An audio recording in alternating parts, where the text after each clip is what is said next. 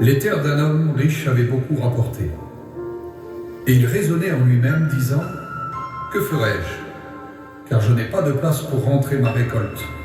Voici, dit-il, ce que je ferai. J'abattrai mes greniers, j'en bâtirai de plus grands, et j'y amasserai toute ma récolte et tous mes biens.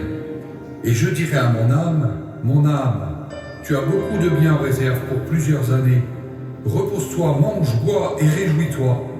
Mais Dieu lui dit, insensé, cette nuit même ton âme te sera redemandée. »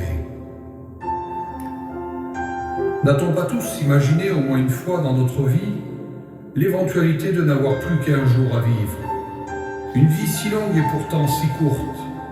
Dieu compare la vie de l'homme à des symboles si éphémères.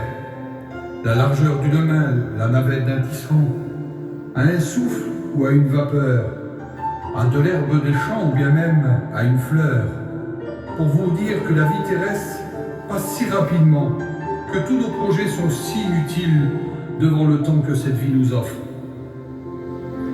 Des hommes devant la dure réalité de la fin de la vie se sont mis à pleurer, d'autres se sont rebellés contre Dieu, d'autres ont demandé à Jésus de se souvenir d'eux.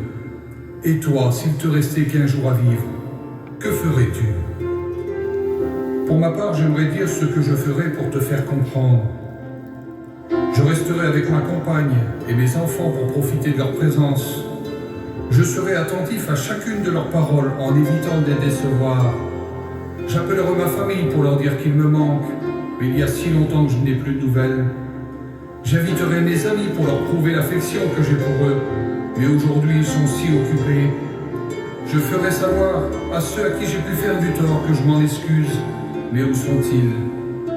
Je pardonnerai à tous ceux qui m'ont fait mal, mais pourquoi ne pas l'avoir fait avant ? Ce jour, je ne pourrai pas dire ce n'est pas le bon jour ou même on verra demain.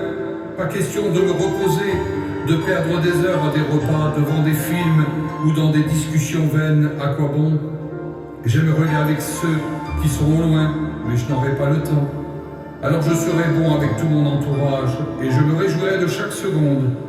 Je ne m'attarderai pas aux choses de ce monde et je réfléchirai dans ces quelques heures qu'il me reste comment dire à un maximum de personnes que Dieu les a aimées, qu'il a donné son Fils unique, afin que quiconque croise en lui ne périsse point, mais qu'il ait la vie éternelle.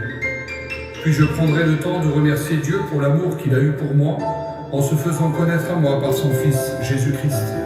Aussi de m'avoir accordé ces quelques années à son service. Enfin, je me réfugierai dans l'adoration pour me préparer à voir mon Sauveur.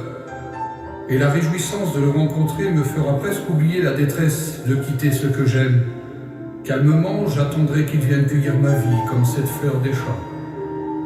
J'aimerais te dire, mon ami, qu'il te reste plus qu'un jour à vivre, peut-être un mois, une année. Essaye de vivre chaque jour comme s'il était le dernier, comme si tu devais partir ce soir. Et j'aimerais vous dire comme l'apôtre Paul disait aux gens de Corinthe, « Nous vous en supplions au nom de Jésus-Christ, soyez réconciliés avec votre Dieu et que Dieu vous bénisse. »